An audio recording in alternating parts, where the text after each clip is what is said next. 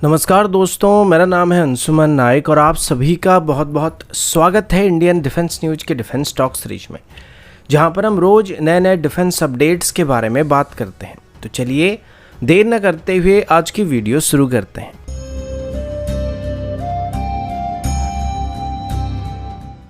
आज की पहली अपडेट इंडियन एयरफोर्स की तरफ से, और अभी हम इंडियन एयरफोर्स को लेकर दो बड़ी अपडेट के बारे में बात करने वाले हैं।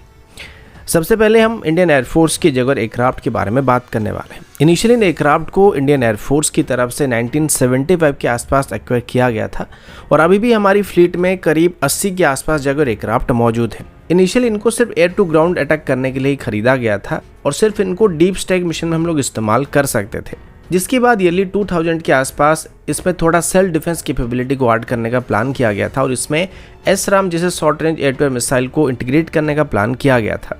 और इनकी लेटेस्ट डायरिंग 3 स्टैंडर्ड के अपग्रेड के साथ साथ इनमें ELTA 2052 ऐसा रडार और इसमें SRAM मिसाइल को इंटीग्रेट कर दिया गया था, जिसके बाद इनको हम 2035 के आसपास ऑपरेट करने वाले थे। लेकिन अभी इंडियन एयरफोर्स की तरफ से 2027 के बाद ही जगुआर्स की एक स्क्वाड्रन को धीरे धीरे करके रिटायर करने का प्लान किया जा रहा है और धीरे धीरे सभी जगुआर्स को 2035 से पहले रिटायर कर दिया जाएगा। इसके पीछे सबसे बड़ा कारण है वो ये कि भले हम जगुआर्स के इलेक्ट्रॉनिक सिस्टम को और एवियोनिक्स सिस्टम्स को मॉडर्न स्टैंडर्ड में अपग्रेड कर सकते हैं, लेकिन फिर भी इनका जो एयरफ्रेम वो काफ़ी पुराना हो चुका है और इसमें अभी काफ़ी सारे क्रैक्स और डेंट वगैरह नज़र आ रहे हैं, जिस वजह से इनको अभी इस्तेमाल करना सेफ नहीं होने वाला है। साथ ही एक और प्रॉब्लम इनकी इंजन की वजह से भी देखने को मिल रहा है, क्योंकि वर्तमान इसमें जो इंजन लगा हुआ है वो इसको सफिशिएंट पावर को जनरेट करके नहीं दे पा रहा है और इनको अभी रिप्लेस करने के लिए ना तो हमारे पास कोई परफेक्ट इंजन मौजूद है और ना ही ये हमारे लिए कॉस्ट इफेक्टिव सोल्यूशन होने वाला है। तो इसी वजह से इनको जल्दी से जल्दी रिटायर करने का प्लान किया जा रहा है और इनको तेजस MK2 से रिप्लेस करने का प्लानिंग किया गया है। पर यहाँ पर आगे चल के हमारे लिए एक और बड़ी दिक्कत पैदा हो सकती है, क्योंकि अभी तेजस MK2 की प्रोडक्शन 2030 के बाद ही शुरू होने वाले ऐसा उम्मीद किया जा रहा है और अगर हम 2027 के बाद से ही जगुआर एयरक्राफ्ट को धीरे धीरे रिटायर करना स्टार्ट कर देंगे तो फिर से हमारी स्क्वाड्रन स्ट्रेंथ नीचे जाने का खतरा बना हुआ है, क्योंकि इनिशियली 2027 से 28 के बीच ही तेजस MK2 को प्रोडक्शन में एंटर करने का प्लान किया गया था और सेम टाइम पर अगर हम इसकी रिप्लेसमेंट को इंडियन एयरफोर्स में इंडक्ट नहीं कर पाते तो आगे चल के हमारी स्क्वाड्रन स्ट्रेंथ धीरे धीरे रिड्यूस हो जाएगा। इसी बीच आज एक और बहुत बड़ी बात सामने आई है और इसमें आपने कहीं ना कहीं सुना होगा कि ADA की तरफ से भी ट्विन इंजन डेगवेस्ट फाइटर की एक एयरफोर्स वेरिएंट को बनाने का प्लान किया जा रहा था, जिसको ऑर्का यानी कि ओमनी रोल कॉम्बैट एयरक्राफ्ट का नाम दिया गया था। लेकिन अभी तक इसमें इंडियन एयरफोर्स की तरफ से कोई खास इंटरेस्ट दिखाया नहीं जा रहा था और इसको सिर्फ इंडियन नेवी में इंडक्ट करने का प्लान किया गया था। लेकिन अभी पूरी तौर पर इंडियन एयरफोर्स की तरफ से बता दिया कि वो सिर्फ अभी तेजस MK2 के साथ ही जाने चाहते हैं और आगे चल के ओमनी रोल कॉम्बैट एयरक्राफ्ट को इंडियन एयरफोर्स में इंडक्ट करने का कोई भी इरादा नहीं है।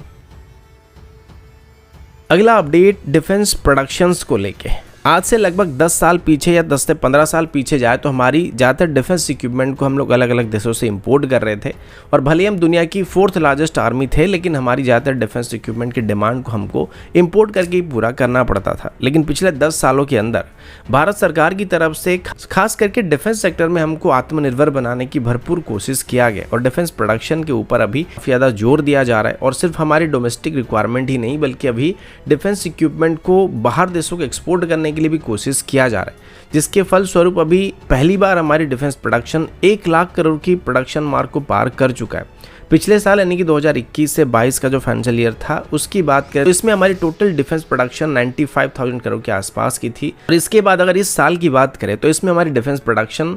1,06,800 करोड़ को पार कर चुका और अभी इसमें कई प्राइवेट सेक्टर कंपनी की डाटा को इंक्लूड नहीं किया गया, जिसमें उसमें शामिल होने के बाद उम्मीद किया जा रहा है कि हम आराम से 1,10,000 करोड़ की मार्क को पार कर सकते हैं। इसमें गवर्नमेंट की तरफ से बताया जा रहा है कि सिर्फ बड़े बड़े डिफेंस कंपनी नहीं बल्कि MSME कंपनी का भी इसमें बहुत बड़ा योगदान है और अगर ऐसा ही चलता रहा तो भारत का 2025 तक जो $5 बिलियन का डिफेंस एक्सपोर्ट टारगेट को हासिल करने का एम था वो उसको हम जल्दी से पूरा कर पाएंगे। इसके अलावा एक एस्टिमेशन के मुताबिक भारत आने वाले 5 सालों में अपने डिफेंस सेक्टर में कैपिटल एक्सपेंडिचर के अंदर करीब $130 बिलियन को इन्वेस्ट करने वाला और इसी वजह से अभी 2025 तक भारत की तरफ से करीब $25 बिलियन की टर्नओवर को हासिल करने का एम रखा जा रहा है, जिसमें हम आसानी से करीब $5 बिलियन की एक्सपोर्ट टारगेट को हासिल कर पाएंगे। अगला अपडेट इंडियन नेवी की सबमरीन्स के बारे में और अभी हम इंडियन नेवी की 2 सबमरीन के बारे में बात करने वाले हैं। सबसे पहले तो इंडियन नेवी की मॉडर्न कन्वेंशनल सबमरीन के बारे में बात करते हैं, जिनको हम कलवरी क्लास के सबमरीन कहते हैं। इसमें टोटल 6 सबमरीन बनाए जाने वाले थे, जिसमें सभी आखिरी सबमरीन की सी ट्रायल को शुरू किया जा रहा है। इसका नाम INS बक्सीर और ये प्रोजेक्ट 75 के अंदर बनने वाला आखिरी सबमरीन है।